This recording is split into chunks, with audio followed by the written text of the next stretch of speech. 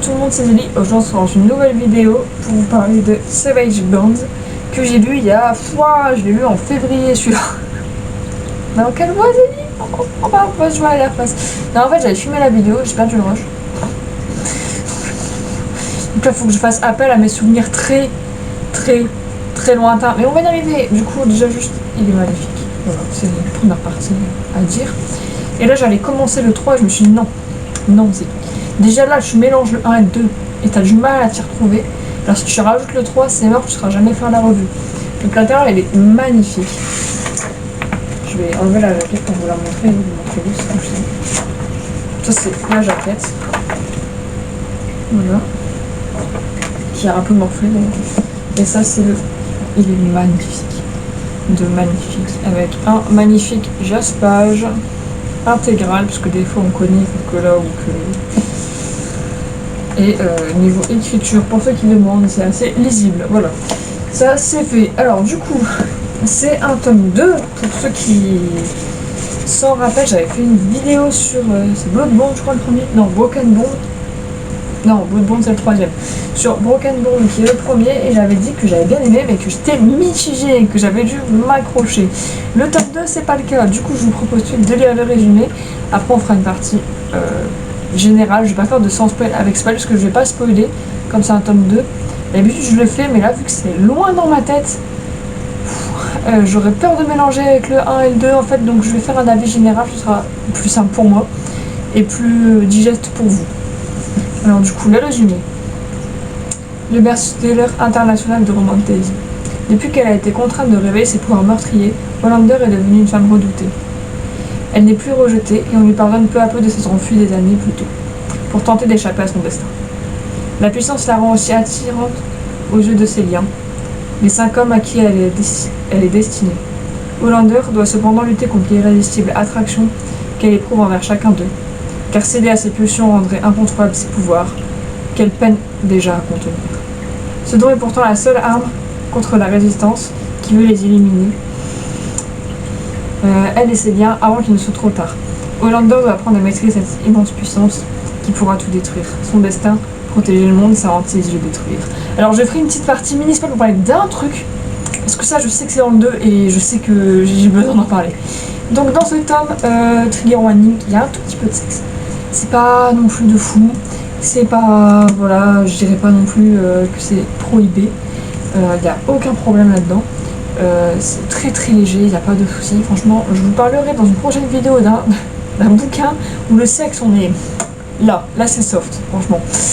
Donc ce tome, alors ça y est, ça commence à être moins chiant, parce que le 1, j'avais dit que la fin était intéressante, mais que le début, les 3 quarts du livre, j'avais dû m'accrocher de fou, et je n'aimais pas le personnage. Voilà.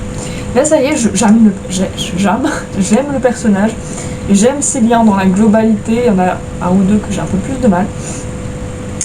Et on a le rapprochement du coup avec un lien, donc ce que j'ai compris c'est un lien par tome. Donc si vous dites qu'il y a du sexe avec un, je me doute que dans les autres tomes il y aura du sexe avec les autres du coup. Là le 3 vient de sortir, je l'ai acheté, j'allais le commencer comme je disais, j'ai trop hâte parce que du coup dans ce tome là on a creusé vraiment une relation plus amicale avec les liens. C'est beaucoup plus simple pour elle d'être avec ses liens, c'est beaucoup moins chiant, on apprend à les connaître, c'est très agréable. Et à la fin du tome, du coup, on a un peu de combat, comme ça reste quand même un truc un peu épique, quand même avec des combats et tout, qui amène à quelque chose qui fait que dans ce tome, j'ai vraiment énormément de questions, dans lesquelles j'ai abandonné dans la seconde partie. Du coup, pour mon avis de ce tome sans spoil, franchement, foncez. Si vous n'avez pas trop aimé le 1, que vous étiez en mode oh non, elle est trop chiante, le 2, vous allez kiffer. Franchement, le 2, une surprise incroyable parce que le 1, pour moi, c'était non. C'était vraiment non. La fin sauvait tout parce que franchement, les 3 quarts du livre, je m'étais fait chier. Là, je l'ai dévoré. De toute façon, je l'ai commencé le 26 février et je l'ai fini le 10 mars. Et c'est parce que je travaille et que j'avais pas le temps de lire tous les jours. Mais sinon, clairement, il aurait pu être fini bien plus vite. Et de toute façon, je l'ai beaucoup moins traîné que le premier parce que le premier, je l'avais lu en plus d'un mois. Donc voilà pour la partie sans spoil. Maintenant on va passer à la partie avec du spoil. Alors la scène de sexe donc avec Griffon a été sympathique pour moi. J'avoue, je l'ai beaucoup aimé, c'est mon personnage préféré en fait en tant que mec, Griffon, donc j'ai kiffé que ce soit avec lui le premier. Le fait qu'ils peuvent parler par la pensée, j'adore. Franchement, je suis trop fan du concept. Et le truc de la jalousie là avec la meuf qui avait mis le parfum. Oh là là, ça je peux pas. Ça m'a tendu, mais j'étais en mode ah ah la connasse. Franchement, j'étais en mode putain, quelle grosse pute. C'est très vulgaire, mais à un moment j'étais vraiment en mode wesh. Qu'est-ce que tu me fais là? Casse-toi. Qu'est-ce que tu me fais? Barre-toi très loin. Non, franchement, j'ai adoré ce somme. Et la fin, par contre, avec la résistance, Atlas, c'est le père d'Atlas. Mais du coup, est-ce qu'Atlas, il est gentil? Là, j'ai le 3 qui m'attend. J'ai commencé, j'ai lu le prologue. J'ai fait non, faut pas que je continue, sinon je vais plus me rappeler. Je vais tout mélanger. Faut pas que je continue. Mais j'ai trop envie de savoir. Et j'ai peur parce que ma poche me dit qu'elle est page 70 et que pour le moment, elle sait toujours pas si c'est un con. Et ça me. Donc franchement, le 3 là, je vais le bouffer, il a une allure. En ce moment, je suis en phase lecture, mais à fond. Là, j'ai une dizaine de livres à mes pieds à tourner en vidéo. C'est dire mon retard. Mais non, franchement, ce bouquin, j'ai trop kiffé. On va passer tout en conclusion. Du coup, pour conclure cette saga, pour moi, elle continue, mais comme ça, autant le 1, c'était vraiment pas fou.